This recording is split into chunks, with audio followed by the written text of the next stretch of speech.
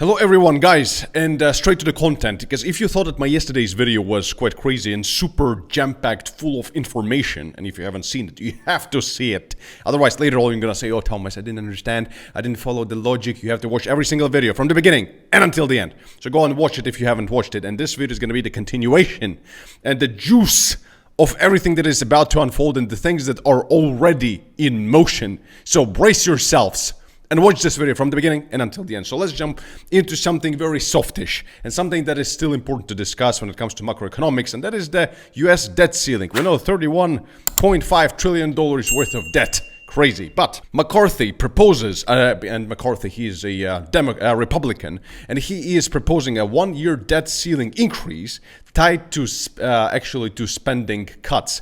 So what Biden doesn't like this. You know, President Biden, he called for raising the debt ceiling, the debt limit, with no conditions. The Republican speaker went to Wall Street to pitch what he called a responsible and sensible solution. So number one, this is quite positive because we know they're gonna find a resolution for this. They're gonna fight between each other, Republicans and Democrats, and they're gonna find a solution, right? So this is the positive aspect of this. The negative aspect of this is that, you know, how long can you be doing this until everything just goes to shit? And this is the biggest question, and this is the biggest reason, the biggest advertisement for Bitcoin. But let's not get into this. So let's move on with this, because in my opinion, understanding what is happening with the debt ceiling and in general with macroeconomics is very important to paint the whole picture as to what we're expecting. And guys, watch this video till the end because you're gonna get some really shocking news in this one.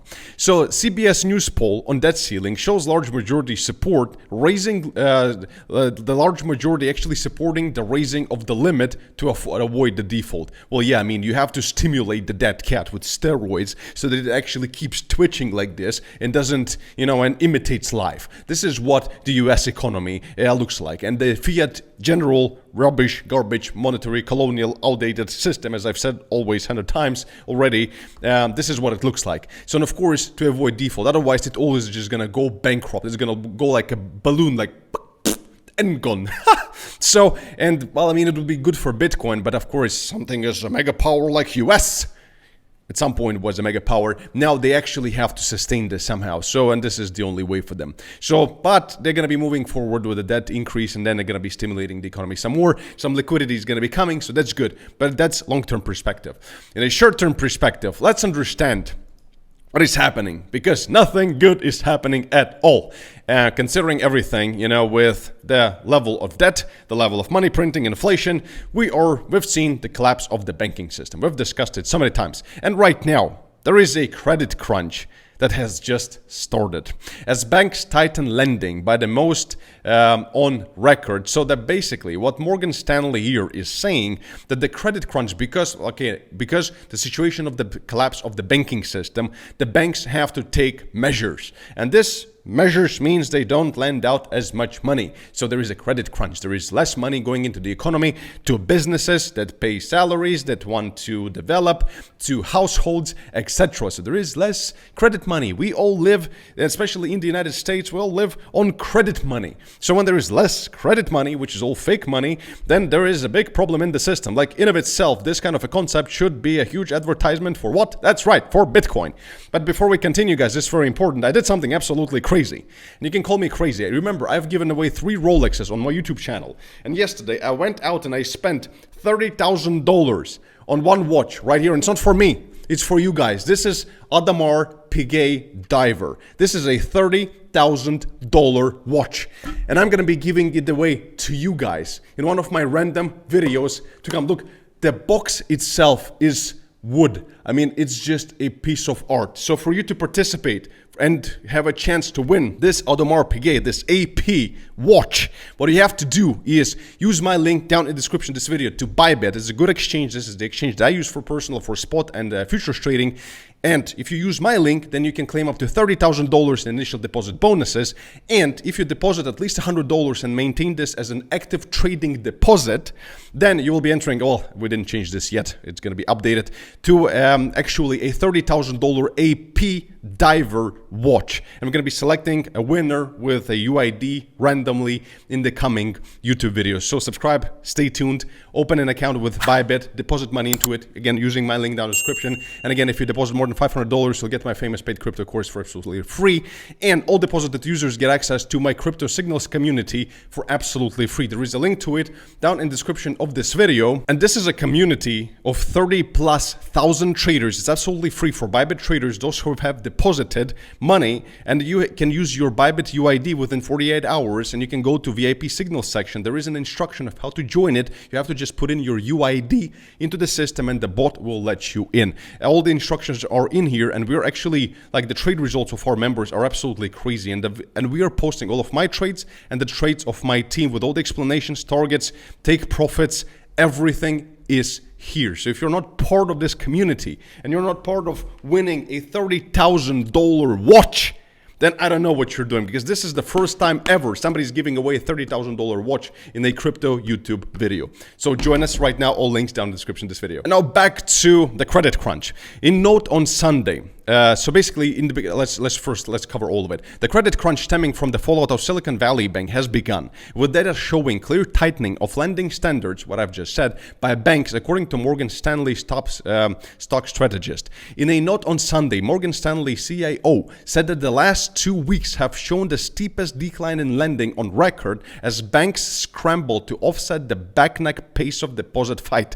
So, which has accelerated in the months since SVB failed. The data suggests a credit crunch has started. And for this kind of a system, this is very bad news, the way how everything is built. That's why Bitcoin is actually the absolute opposite in terms of the monetary system itself. That's worrisome for US economy and the markets, well, of course. Tighter financial conditions could raise the risk that the economy falls into a recession this year.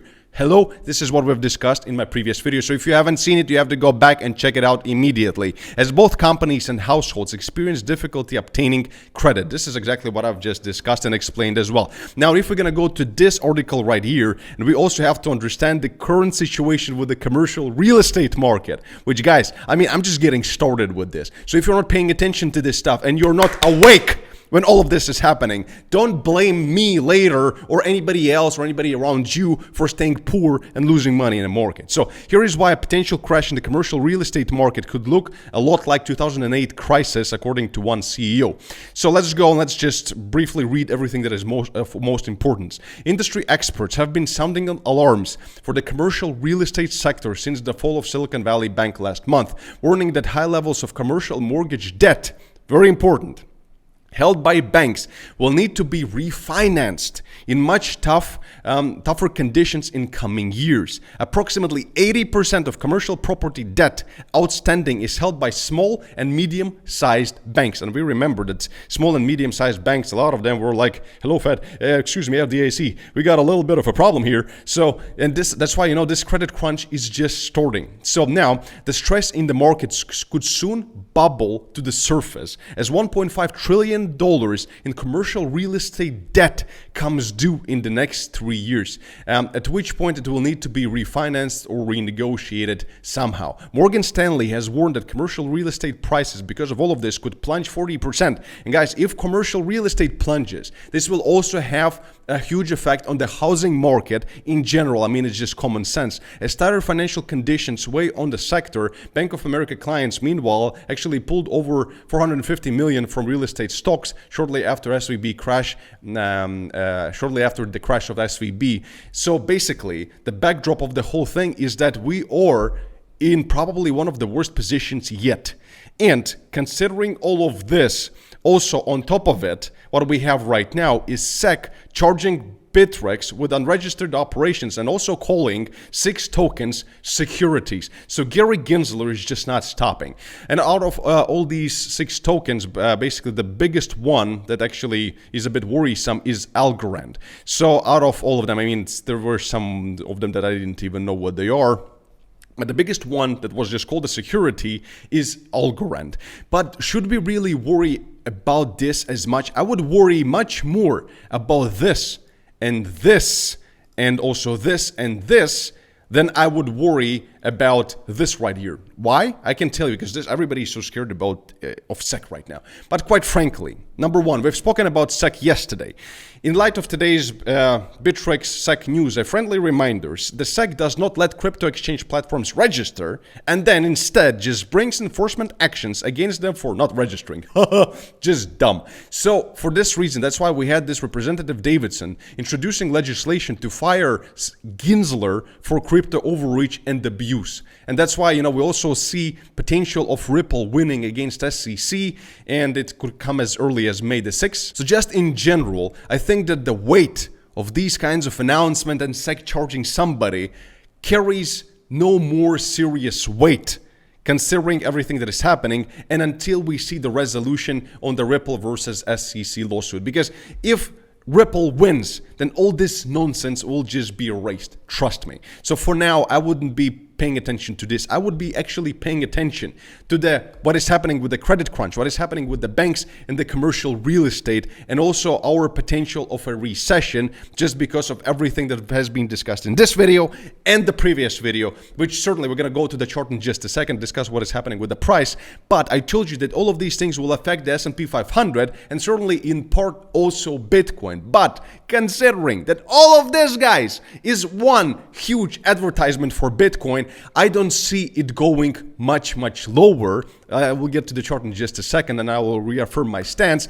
And just to end this news rant on a good note before we move to the chart, CME Group is going to expand Bitcoin and Ethereum options expiries after record daily volume. So despite everything is like so bad and all this, we are seeing record volumes on crypto. Yes! Amazing. Why? I mean, we're seeing record withdrawals from the fiat, from the banking system, but record volumes on crypto. I mean, if this doesn't tell you the future and where the rails are pointing right now for this train to go, then you're blind and then you're not watching my YouTube video. So let's go to the chart. And certainly, first things first. In my opinion, if you're going to see the collapse of the housing market and as the continuation of the collapse of the commercial real estate market, also the credit crunch and also the dollar, everything, I think it's going to have a huge impact on S&P 500, and we could see a huge correction, another like 30-40% drop in S&P 500, just like historically every single time we're seeing the recession. However, for Bitcoin, look how resilient still is. I mean, we had this drop yesterday and right now we're sitting at again, we are approaching again $30,000. We actually had this drop yesterday, after I actually made the video, we dropped all the way down to 29K. And look where we got supported. Again, I mean, technical analysis. If somebody tells you the technical analysis is garbage, these people are stupid. And they don't know how to use proper statistics. They don't know how to use technical analysis properly. So, I mean, it is just absolutely beautiful. Look, there has been resistance. Also, there were many confirmations here, but it turned more into a floating level. And now we broke above, we retested it. Certainly, I mean, we can still break down below, but still, I mean, look at how spot on this retest. Let me remove the volume so it's out of the way. How spot on. I mean, it's like $20 off. This is crazy. And we just rallied off of there all the way to this support that we had. Let's go to a 4-hour chart. We're going to see this. This has been our support, and now we are testing it right here. So we're going to see as to what is going to happen. And again, short-term perspective, as I told you guys in the previous video, we can see some correction because the volume isn't really there. And there has been a huge move in Bitcoin that has to have some kind of a small correction on the way as well. But considering all of this, this should make you very proud to be holding as much Bitcoin as you possibly can. So check out this quick tutorial as to how to trade Bitcoin with proper risk and money management. It's really good tips on risk and money management and trading in general. And check out all the links down in the description so that you get a chance to win a $30,000 AP, which is crazy. Nobody has ever done this before. As always, peace and love. Thomas Krallo. Stay smart, stay rich, and I'll see you in the next video. Bye-bye.